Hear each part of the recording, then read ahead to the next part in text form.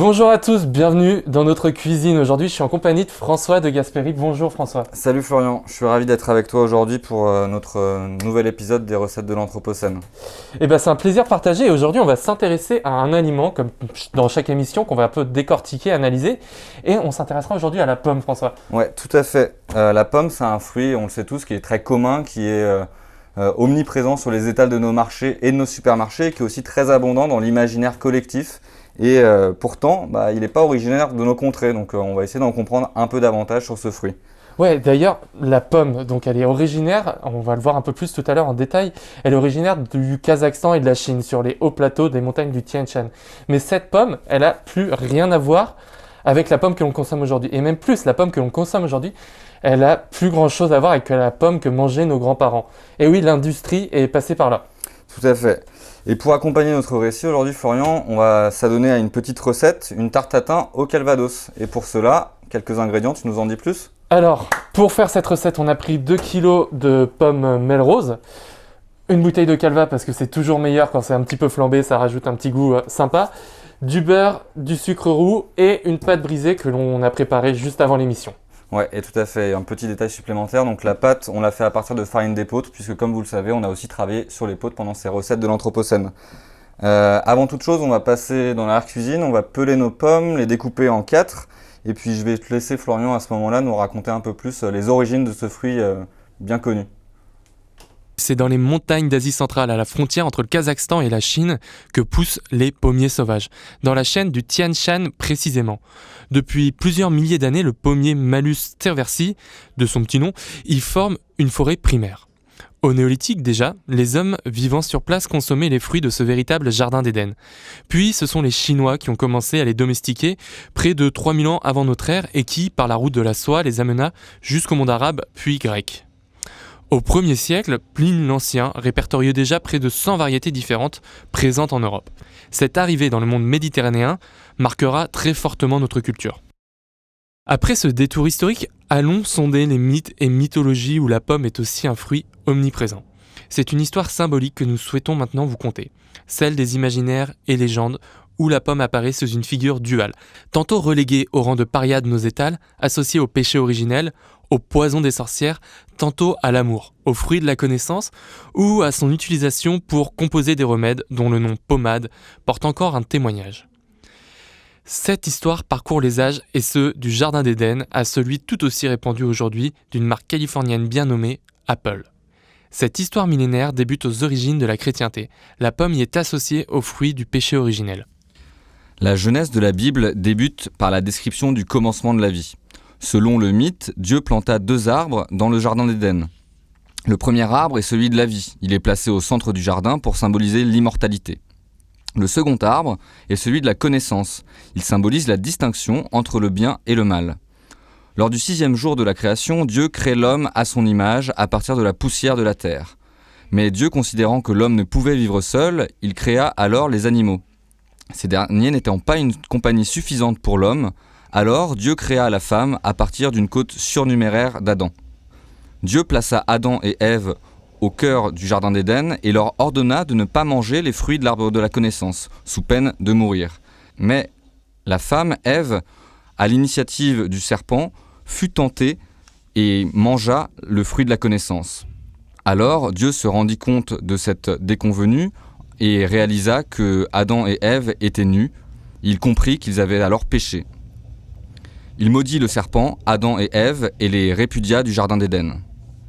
Si la Bible ne le précise pas, il est admis que ce fruit était une pomme. Mais comment peut-on expliquer cette association originelle ? D'abord pour des raisons étymologiques, car en latin, le mot pomum signifie tout fruit à pépins. Et donc, on comprend que par association d'idées et par réductionnisme, on a associé la pomme au fruit défendu. De plus, en latin, la définition de l'arbre qui connaît le bien et le mal est traduite par lignum scientae boni et mali.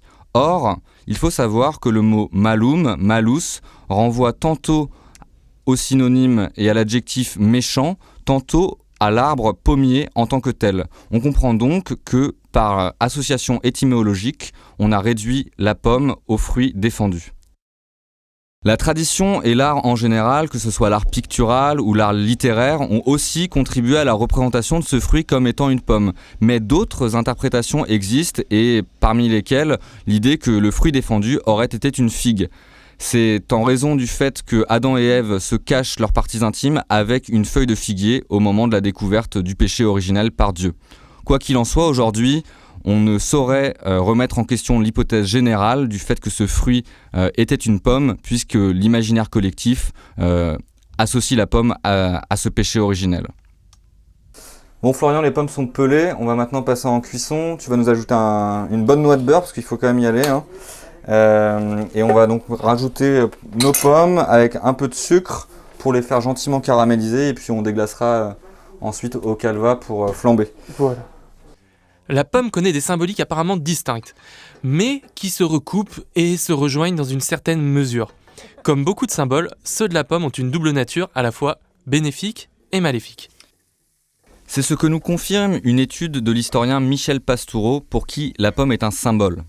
Un symbole de santé pour ses vertus thérapeutiques et d'immortalité dans les mythologies grecques et celtiques. Un symbole de plaisir, des yeux par sa forme et ses couleurs, et c'est du reste le végétal le plus représenté dans la peinture occidentale. Un symbole d'amour, associé entre autres à Ève et à Vénus. Un symbole de beauté. Une pommade, comme je l'ai dit, est un onguent à base de pulpe de pomme pour embellir la peau et les cheveux. Un symbole de pouvoir, de par sa forme sphérique, le globe rappelle la pomme et est un insigne des rois et des empereurs. Un symbole de richesse que l'on retrouve dans les pommes d'or des mythologies. Un symbole de connaissance, enfin, et ce que l'on retrouve dans la mythologie celtique et dans l'imaginaire chrétien, l'arbre du bien et du mal, ou encore dans l'épisode légendaire de la pomme de Newton. Mais la pomme est aussi un symbole de poison. Blanche-Neige en est l'une des plus célèbres victimes. Un symbole de mensonge et de luxure associé à Ève et à l'épisode de la pomme du paradis terrestre. Un symbole de discorde, illustré dans l'histoire du jugement de Paris, et un symbole de transgression, le vol de pommes qui peut être un simple petit larcin, comme une véritable initiation dans les mythologies celtiques ou grecques. Et enfin, en fait, on peut résumer cet imaginaire dual de la pomme avec l'anecdote du psychanalyste français Paul Diel qui voit en fait dans la pomme le symbole par sa forme sphérique d'une tension qui parcourait le désir humain entre d'une part le penchant à satisfaire ses désirs matérialistes par la consommation de cette chair et d'autre part la promesse d'une forme d'ascension spirituelle, et c'est bien ce que résume ce fruit, le dilemme, le fait, la nécessité de choisir. Je pense qu'on peut laisser gentiment compoter. Hein. Ah ouais, tu veux compoter carrément? Ça sert à rien de les... Bah, il faut qu'elle... Je sais pas. Si après, elle cuise combien de temps au four? Ça dure 30 minutes la cuisson après. 30 minutes, elle va avoir terminé de réduire, non? Je sais pas. Regarde comme elles sont fermes là. Ouais. Pique Hop, pardon. Oui, là, ça va, c'est pas cuit. Ouais, il y en a qui commencent. La pomme charrie donc un imaginaire lourd de sens, paradoxal et chargé d'un grand nombre d'antagonismes. Mais ces antagonismes et cet imaginaire, on le retrouve également dans des expressions populaires, et c'est un côté un petit peu plus léger. Ouais, tout à fait. Et en fait, comme tu le dis, Florian, cet imaginaire, il nous colle à la peau, et ce, assez littéralement, parce que, en fait, par exemple, le péché originel, il nous est rappelé jusque dans nos chairs avec notre fameuse pomme d'Adam qui se cache sous mon masque, et qui rappelle bien cette chute originelle du paradis céleste. De même, les pépins, qui se posent à nous dans la vie quotidienne, c'est bien aussi une image de cette difficulté qui est évoquée par le fruit de la pomme. Et enfin, la fatigue, le malaise, c'est aussi quelque chose qu'on dit communément quand on tombe dans les pommes. Mais d'un autre côté, de l'autre côté de la branche, si je m'autorise ce petit jeu de mots, les pommes, elles restent aussi associées à la santé. C'est par exemple le cas de l'expression populaire anglaise qui nous rappelle que "one apple a day keeps the doctor away". Et aussi, au-delà de la santé, c'est par exemple le cas de l'amour et de la volupté, puisqu'on va cueillir dans les fêtes foraines des pommes d'amour pour nos enfants, notre partenaire de vie. Et enfin, le rapport à la connaissance, c'est bien peut-être cet imaginaire qui reste le plus ancré aujourd'hui, et ce, par exemple, on peut se rappeler de la fameuse anecdote de Isaac Newton qui découvre la loi de la gravitation universelle avec la chute de la pomme de l'arbre auquel il était adossé. Eureka? Et non, c'est pas Eureka. Eureka, c'est Archimède. Je crois. Mais voilà. Bon Florian, je vais te laisser l'étape fatidique. On va maintenant flamber les petites pommes. Ouais. Vas-y, ça Alors, flambe. on va flamber, hein. Attends, on va mélanger tout ça là parce que ça peut continuer. Concluons cette histoire dans l'un des nouveaux espaces contemporains qui peuplent nos villes et qui restent aussi fortement marqués par cet imaginaire du fruit, tantôt défendu, tantôt associé à la connaissance. Cette histoire nous projette dans les nouveaux vergers de l'entreprise Apple, aussi connue sous le nom de marque à la pomme. Ouvrons donc les portes de ces Apple Store. L'entreprise californienne, plus haute capitalisation boursière de l'histoire, synthétise en effet pour nous l'ensemble des imaginaires que nous avons évoqués jusqu'alors. La volupté et le désir, d'abord, nous sont évoqués par le logo même de la marque. Cette pomme croquée rappelle le caractère irrésistible des produits d'une firme qui a su faire d'un design épuré et léché sa marque de fabrique. La connaissance est elle aussi immédiatement associée à l'entreprise, qui a été la première compagnie à inventer successivement l'ordinateur individuel, le Macintosh, puis le baladeur iPod, avant de révolutionner en 2007 le marché téléphonique avec l'iPhone. Là encore, la tentation et le désir nous sont rappelés par le préfixe « I », ce jeu égotique apposé à l'ensemble des produits de la compagnie.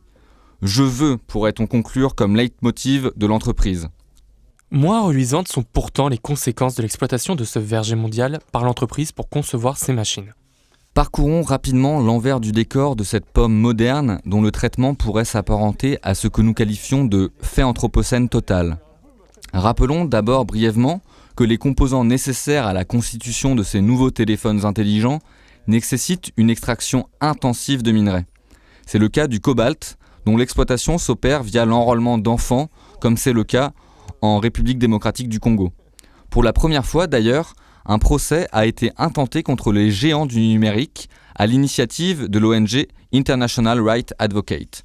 Apple est ainsi accusé d'aider à encourager des sociétés minières qui forcent des enfants à travailler au fond des mines dans des conditions dangereuses afin d'approvisionner en cobalt leur chaîne de fabrication de smartphones.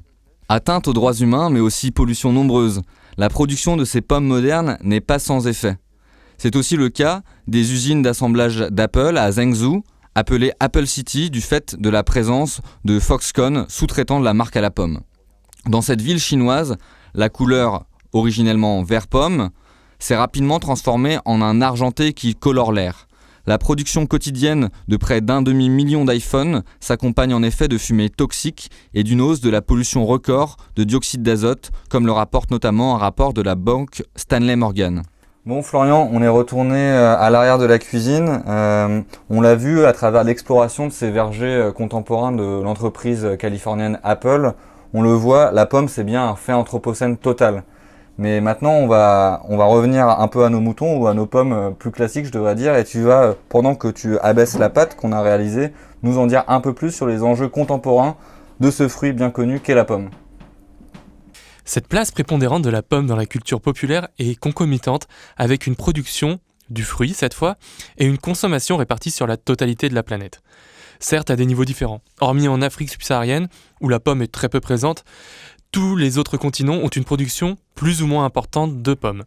C'est la Chine qui détient la palme avec à elle seule près de 50% de la production mondiale. C'est une production qui est destinée au marché intérieur, ses exportations étant très faibles. Le pays leader dans l'exportation des pommes est l'Italie avec 1,2 million de tonnes exportées chaque année. Une goutte d'eau en face des 40 millions de tonnes annuelles produites par les Chinois. Le pays qui importe le plus de pommes est la Russie avec 811 000 tonnes. Et la France, pays du cidre breton et de la tarte normande. Eh bien la France ne produit que 1,7 million de tonnes par an, ce qui la classe au 7e rang des producteurs et au 6e rang des exportateurs. Aujourd'hui, il existerait plus de 20 000 variétés dont seulement 7 000 sont cultivées à travers le monde.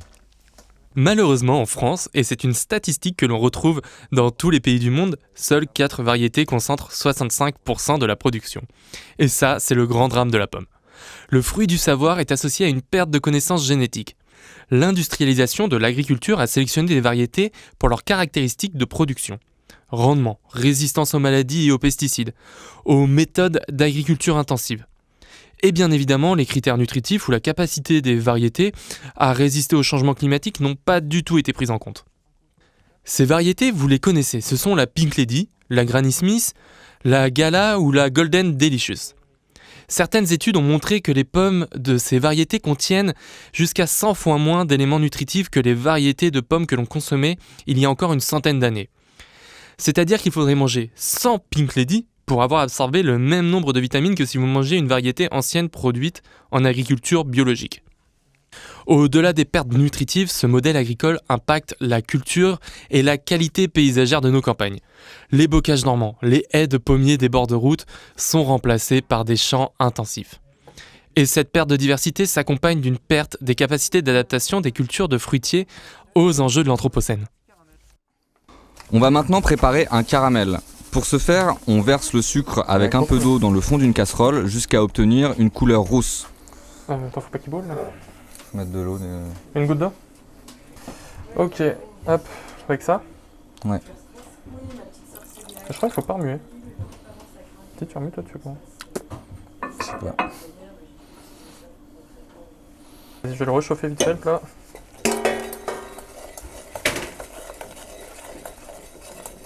Ok. On le veut quand même bien caramel. Hein. Ouais, je te laisse gérer. Du coup, mettez caramel dans le plat. Fond de tarte, fond du plat, caramel, on dispose les pommes une à une, on pose la tarte par-dessus. Ah, tu les mets une à une? Ouais. D'accord. Ouais, c'est Et tu mets la pâte après? Ouais, c'est une tatin. Le four, il est chaud. Ah ouais, je mets que tu pas lances, allumé. ouais, tu lances le four. À combien? 180 degrés. Ça chauffe pas si? Ah si, comme ça, c'est le plat est pas froid. Pour pas que ça se fige. On veut pas que ça se fige en fait trop. Vas-y. Ok. Je le mets là? Ouais, alors du coup, on va verser le caramel dans le plat à tarte et ensuite on va disposer les pommes dessus. Tout à fait.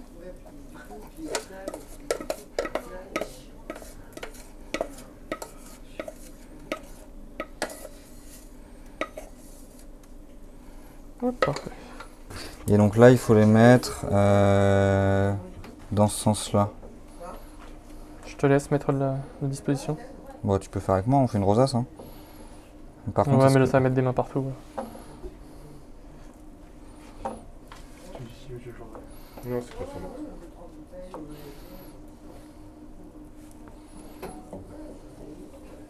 Je vais te laisser abaisser la pâte, Flo. Ok. Poser la pâte. Pas l'abîmer. Hop, je la pose juste comme ça pour ça. Tu l'aplatis un peu. Et il faudrait réussir à... En fait, il faut faire une micro... un rebord. Un rebord. Il faut réussir à la replier un tout petit peu. Comme ça. Ok. Du long. Pour Prends un petit couteau pour que ça soit plus facile à... petit couteau, si quelque part vous voyez ça. Parfait. Que ça soit plus facile à démouler en fait. Parce que si ça colle au plat...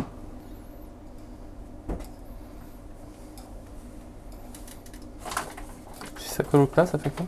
Bah ça va être galère à démouler. Ok. Enfin bon, c'est un détail. Hein. Florian, le caramel a été préparé, il est très brillant, il est super beau. On l'a disposé au fond de notre plat à tarte et on a assemblé les pommes dessus, puis notre pâton qu'on a étalé par tes soins. On va maintenant gentiment mettre la tarte tatin au four à 180 degrés et pour 30 minutes. On est bon. Nous revoilà. La tarte a cuit une trentaine de minutes. Elle est prête, il faut juste qu'on attende 5 minutes avant de la démouler, qu'elle refroidisse un petit peu. On va continuer notre explication, on va même la conclure. On a donc vu que la perte de diversité génétique s'accompagnait d'une perte des capacités d'adaptation des arbres fruitiers, des pommiers, mais même des arbres fruitiers en général, aux enjeux que nous pose l'Anthropocène. Ouais, tout à fait, Florian. Donc, comme tu le disais, notre histoire touche maintenant à sa fin. On a vu qu'en fait, on a réalisé un voyage au cours de cette émission, un voyage dans le temps d'abord. Parce qu'on est allé explorer les légendes, les mythes et nos imaginaires, et ce depuis de longues dates, en investiguant par exemple le fruit défendu et le péché originel à travers le récit de la Genèse. et un voyage dans le temps qui qui nous a conduit au verger moderne de l'entreprise californienne Apple.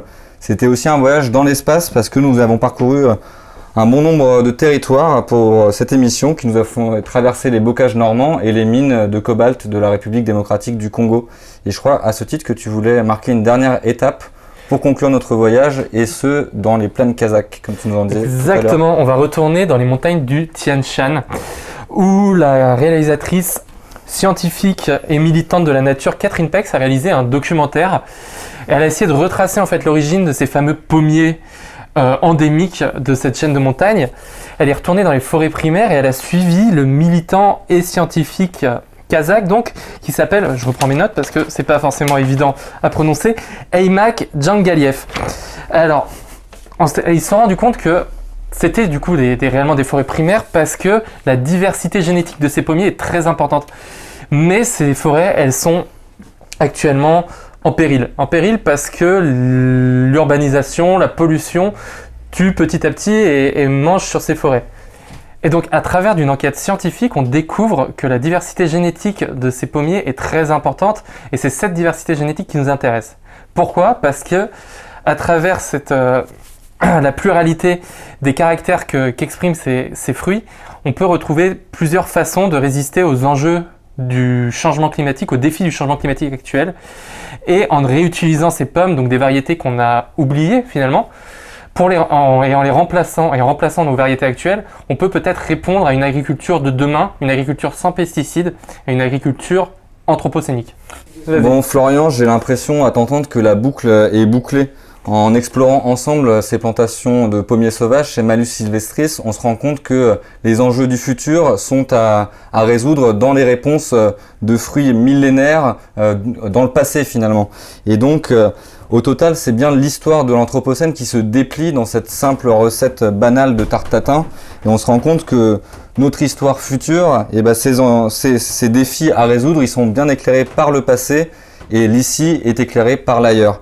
Et pour conclure, je pense qu'on peut maintenant passer à la séquence fatidique du démoulage. L'étape cruciale. Sans se brûler. Hop. Tu fais C'est glisser. chaud. Non, c'est très chaud. Ouais. Tu veux le tenter ? Ouais. Avec le torchon ? Ouais, je pense que ça va le faire. Mesdames et messieurs, T'as un autre torchade ? tu veux un deuxième torchon ? ça va, il y en a un derrière là. C'est bon. Oui, non, ça, tu ne seras pas brûlé de ce côté-là. C'est bon, chef ? C'est bon.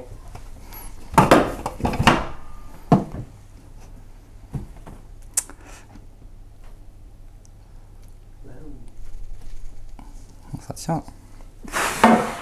Pas mal. C'est pas trop mal. Tada! Tata!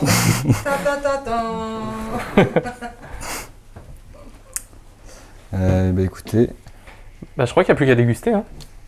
j'ai l'impression qu'on est bon. Il ne nous reste plus qu'à nous régaler. Et Florian, je crois que tu voulais conclure en musique. C'est d'une lâcheté ça. Bah, ouais. Je t'ai envoyé. Oh.